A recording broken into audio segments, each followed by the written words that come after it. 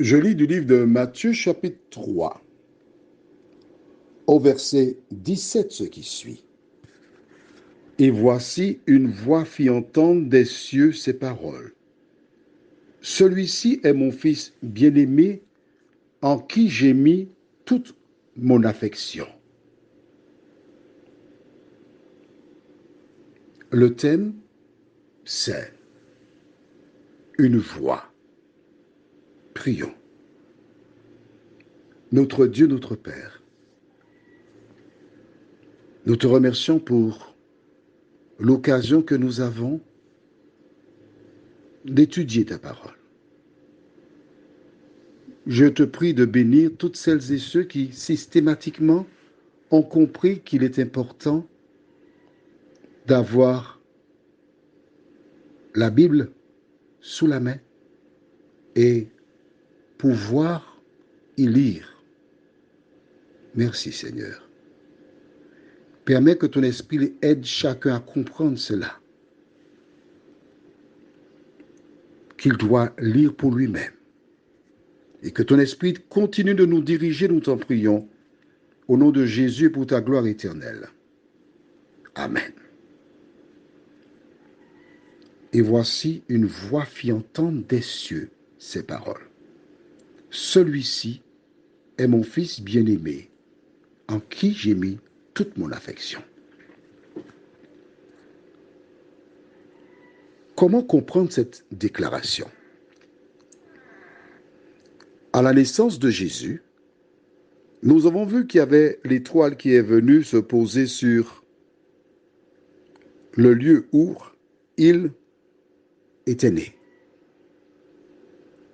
Dieu parla à Joseph pour que ce dernier l'emmène en Égypte afin de protéger la vie du petit bébé. Puis il lui dit de retourner en Israël. Et ensuite, silence radio. Rien. Comme si Dieu ne s'intéresse pas à Jésus, ni à ce qu'il fait.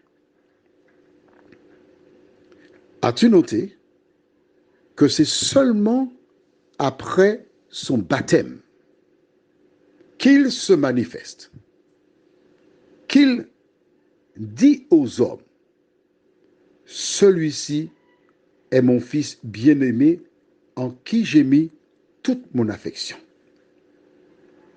C'est la première fois que Dieu parle à l'occasion de l'arrivée de Jésus dans le monde.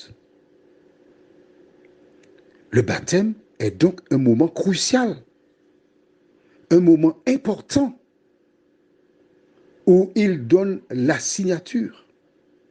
La deuxième fois, nous lisons dans Matthieu chapitre 17.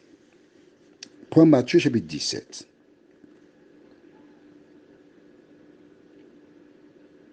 Tu as trouvé? Et je lis à partir du verset 1er jusqu'au verset 5.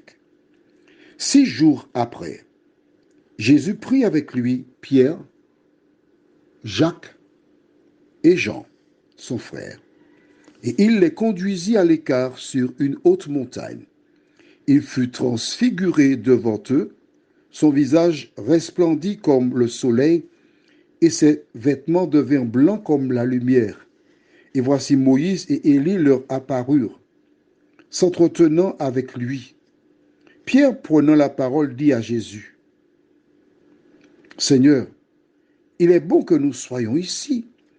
Si tu le veux, je dresserai ici 3 tentes, une pour toi, une pour Moïse et une pour Élie. » Comme il parlait encore, une nuée lumineuse les couvrit. Et voici une voix fit entendre de la nuée ces paroles, « Celui-ci est mon fils bien-aimé, en qui j'ai mis toute mon affection. Écoutez-le. »